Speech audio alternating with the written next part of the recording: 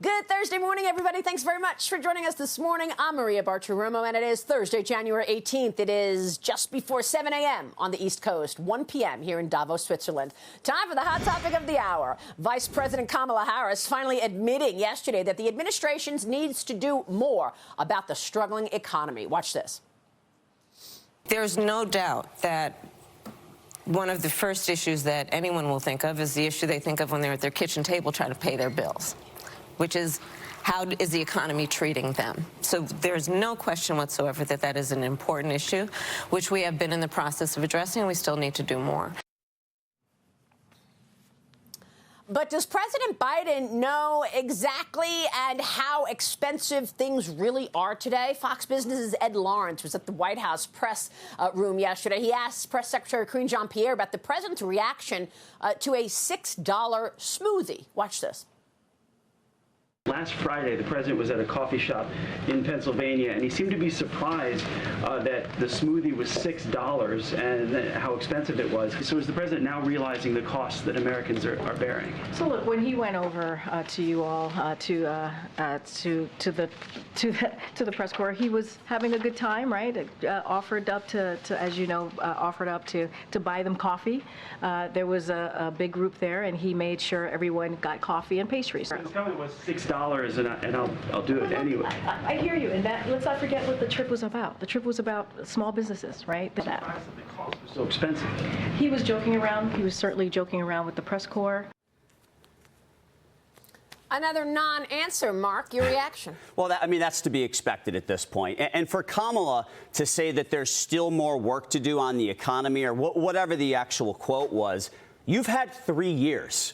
Your program is not working. It's not effective. You claim that you want to build this economy from the bottom up and the middle out, and it's not working. I mean, you look at wages as an example. Inflation's up 19-20% since President Biden took office. Wages are up 14-15%. So the average American right in the middle, again, he talks middle out, right in the middle is getting squeezed. Things are more difficult for them today. That's why the number of people working multiple jobs is at an all-time high. You have to moonlight. You have to go and bartend one night a week, or you have to be an Uber or DoorDash delivery driver, right? So there's all these things that have to be done. And when you look at the amount of savings that people have, the bottom 80% of income earners have less money today than they did pre-pandemic once you factor out inflation. So their program is not working. They've already had 3 years to do it. It's time to get their butts out of the office.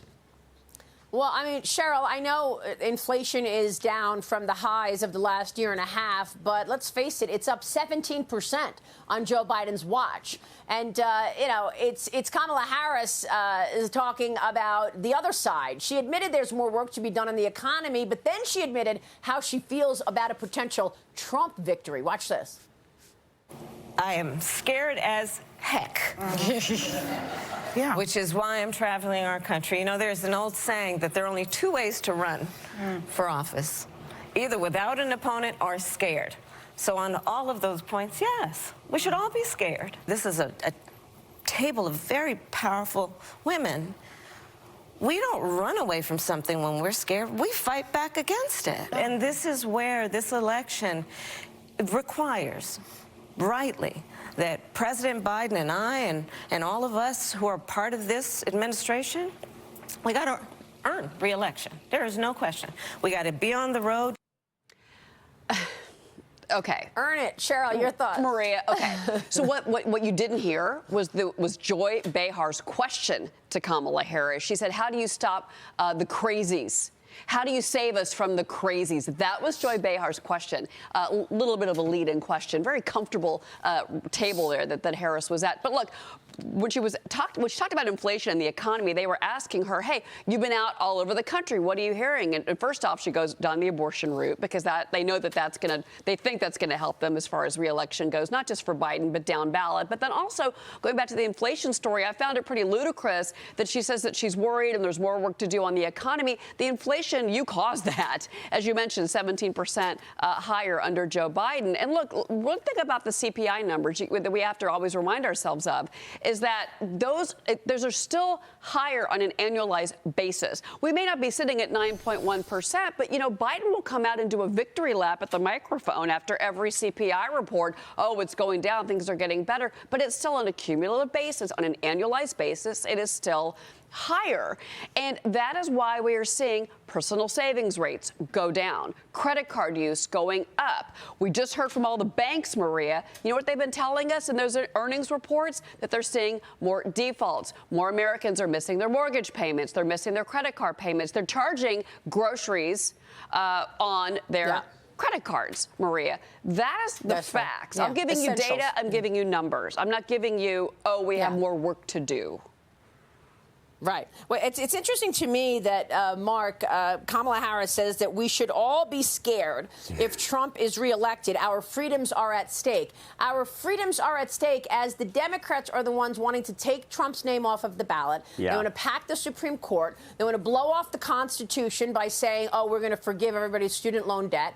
How do they get away with that and then say it's Trump that is messing with the democracy? Yeah, I'm scared right now. And there's 75 million Americans who would probably agree with that they're scared right now. I mean, what you have going on right now, this is anti-democratic.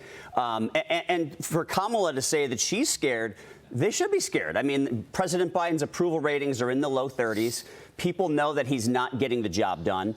And then to Cheryl's earlier point in the show, you know, the Iowa polls, they had the border listed as the #1 concern, the economy #2. And we're talking about Iowa, not Arizona, not Texas.